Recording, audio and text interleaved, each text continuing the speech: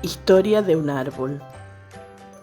Frente a mi casa en la calle Potrero había un árbol. El árbol de mi casa. Era enorme, frondoso y viejo, sobre todo viejo. El árbol no era realmente de mi casa, estaba al frente, como ya dije. Yo me montaba en él, lo regaba los martes. Nadie nunca lo reclamó. Por eso y por cariño, decidimos que era nuestro. Cierto día mi árbol se infectó de esas fiebres que yo creía que solo le daban a los humanos. Se aburrió, quiso cambiar. De pronto deseó poder moverse por todas partes. Llegó a tener celos de esos seres blandos y sin hojas que no tenían que permanecer anclados al suelo para vivir.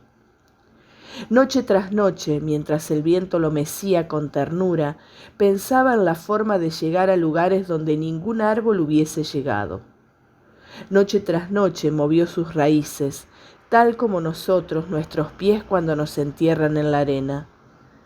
Y fue ablandando la tierra, alejándola de su piel, sintiéndose libre.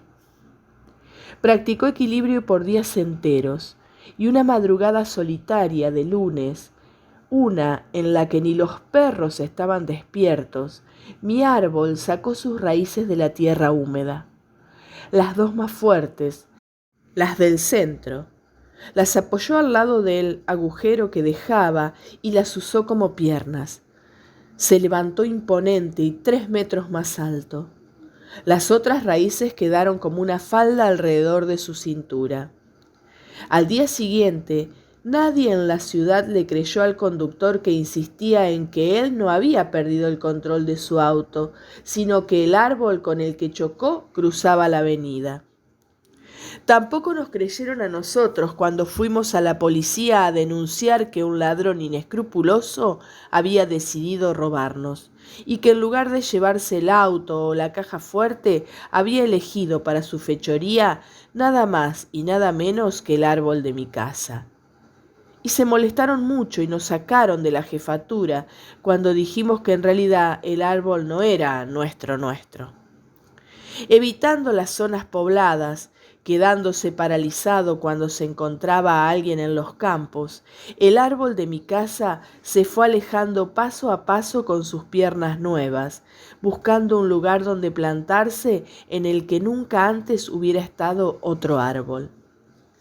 Luego de 7 semanas y 2 días, mi árbol llegó al mar inmenso e intentó plantarse en el fondo, pensando que un árbol en el océano sería una gran novedad. No contó con que la suavidad de la arena marina no lo dejaría aferrarse bien, ni con las mareas, mucho más fuertes que los tornados, ni con que las hormigas son infinitamente menos molestas que los peces loros que mordisqueaban sin cesar su corteza jugosa. Cuando salió, empapado y triste, se sentó un rato en la orilla y luego de unos minutos prosiguió su búsqueda. 3 días se estuvo sacudiendo para que se le cayera la capa de sal que le dejó aquella aventura. Giró al este y siguió buscando. Llegó a la cima de la más alta de las montañas del planeta e intentó trasplantarse allí. Pero la nieve inclemente le quería encarcelar en hielo. La roca irrompible no le dejaba meter sus raíces y las águilas eran tan grandes y pesadas que honestamente tenerlas paradas en sus ramas era muy difícil de soportar. Por fin el árbol de mi casa, que ya no era de mi casa, aunque al principio tampoco lo fue, llegó al desierto. No vio ningún árbol entre las dunas ocres y sintió que aunque el calor era horrible, podría resistirlo y ser el único que creciera allí. Hundió las raíces piernas en el suelo hirviente, se meció cada 6 horas para sacudir la arena de sus hojas y soportó, confiando en permanecer. El frío de las noches también era intenso, pero sin hielo, por lo que se armó de paciencia y soportó.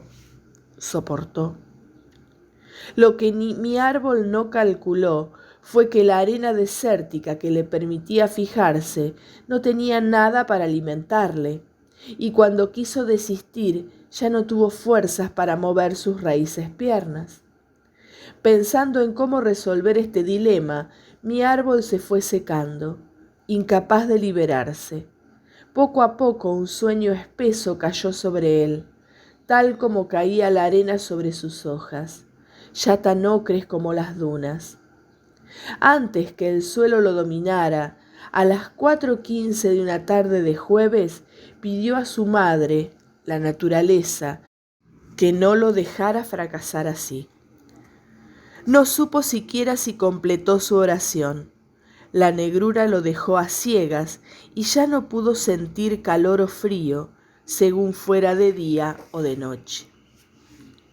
La tierra dio vueltas alrededor del sol, cientos, miles y millones de vueltas.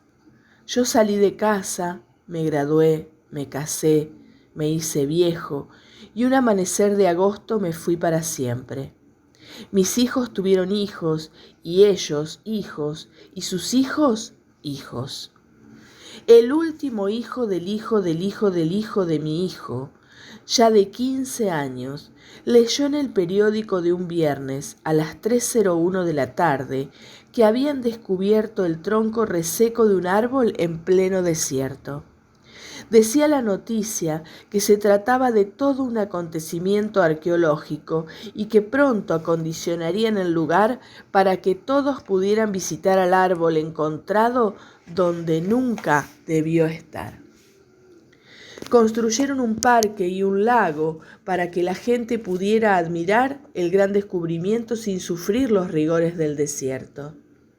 El día de la inauguración, el nuevo lago humedeció la arena hasta que una gota de agua llegó a la punta de lo que alguna vez fue la raíz pierna del árbol de mi casa.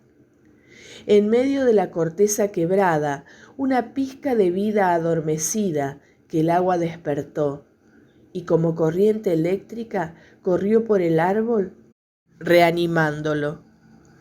Mi árbol despertó 2 segundos y 30 décimas para ver a las personas contemplándolo y saber que había alcanzado su sueño. Era el árbol que llegó a donde ningún otro podía. Entonces sonrió, tembló levemente mientras cerraba por un instante sus ojos y no volvió a despertar. Así, el árbol que era de mi casa se convirtió en el árbol de todas las casas.